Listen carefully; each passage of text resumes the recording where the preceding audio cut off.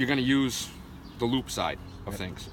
It goes through the middle, doggy ears around each side, and it's going to pull down, okay? On the dock side, you're going to have the exact same cleat. What you're going to want to do, that's going to be hooked to your boat. You take the line, you're going to go around the cleat once, crisscross it, and then in order to, some people will crisscross, just do that, and they just throw a whole lot of crisscrosses on there. You don't need to get crazy. In order to lock the line, you take it, rotate it so that the moving part is underneath, throw it on the cleat, and that locks the line. The lines won't. And that's all I need on That's this all side. you, yeah. So like you might go out on the dock and you'll see somebody does this, and they got this thing, and they got this huge knot, and they got this thing, and they're all like, that person doesn't know how to tie a knot. You want to give it a whirl? So See if you know how to do it? I think I do. you just Alright. take the thing and put it underneath so that the moving part is underneath. You can lock it there, and you can do it again and put it there. If you go Do to it different for silver. a marina that doesn't have cleats and had, like we go to Newport, they have square blocks of wood that stick up from the dock, and that's what we have to tie to. You do the same kind of thing. Obviously you can't crisscross the line, but you're going to do the same thing. You wrap the line around, and then you do the same thing. You take you take it and make sure that the movable side is underneath, and you drop that on top of the bit, and when it pulls, it locks that on. So it's the same thing. Basically, it's a clove hitch. If you've, or not, is it a clove hitch, or yeah, one of those.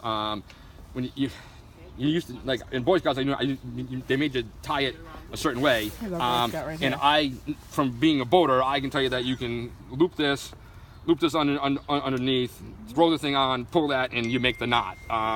In Boy Scouts, they're like, okay, wrap it around, loosen this up, tuck this under here, and pull tight. Like, it's a lot quicker now that I know how to use the thing. When you go to the gas dock, I'm amazed at how fast those people can tie a knot. Most gas docks have their own lines. They're just there. You come in, they just loop, put them on the boat. If you have to take them, you just throw them through here, and as you get close, you throw the line and let those guys take care of their job.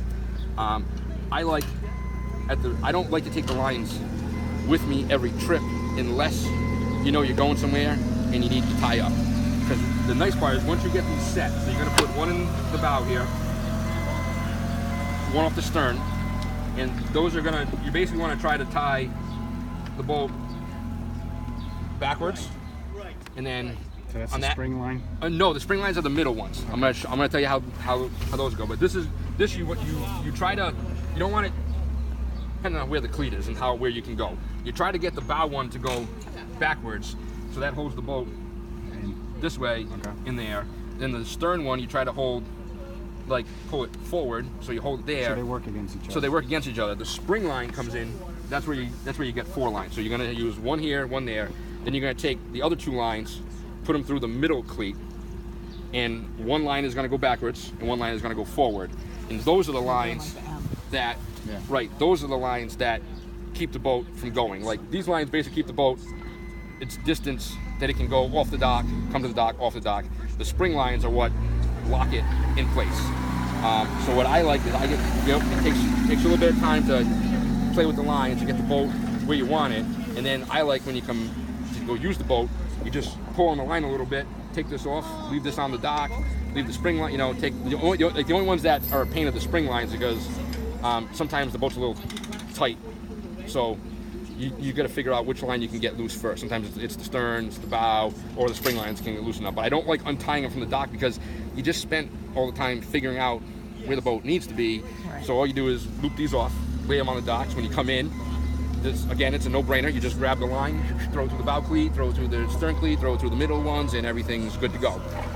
But if you are going somewhere, take them with you. Or we can have spares. You can, you can always buy more lines. I do suggest at least taking one with you. Like we give you 4 lines. At your dock, you might not need all 4 lines to tie the boat up. You might be able to, like this cleat might be back far enough that you can go from here, tie around the cleat, lock it, and there might be enough pigtail left to get up to the middle cleat and use it as your spring line. Sometimes you can tie the boat up with 2 lines, depending on where the cleats are. Yeah. But I would suggest if you are as a new person, I would at least bring 1 line with you, because when you try to come back into the slip, it's unpredictable. Wind, current, whatever. So if you are a boater that, if you bow the boat in,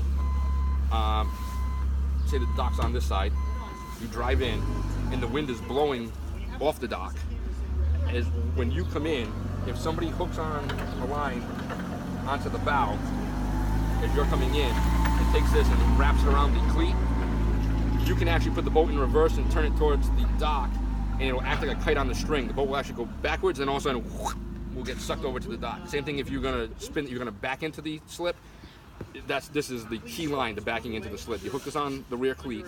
As soon as you get the boat into the slip, whoever's the dock hand hops off. You have control of the boat. So as you're backing in, say like I said, the wind's blowing and the bow's getting a little crazy, you don't have to come all the way into the very back cleat. You can loop it around the middle cleat. Once you tighten this up, you can put the boat in forward, turn towards the dock, and the same thing, the boat will go out and then suck itself right over to the dock. So you are like the key.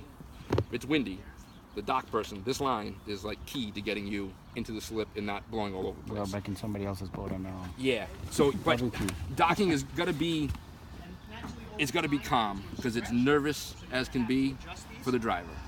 I just had to do it yesterday. We delivered a 27-footer down in Dartmouth, pouring rain.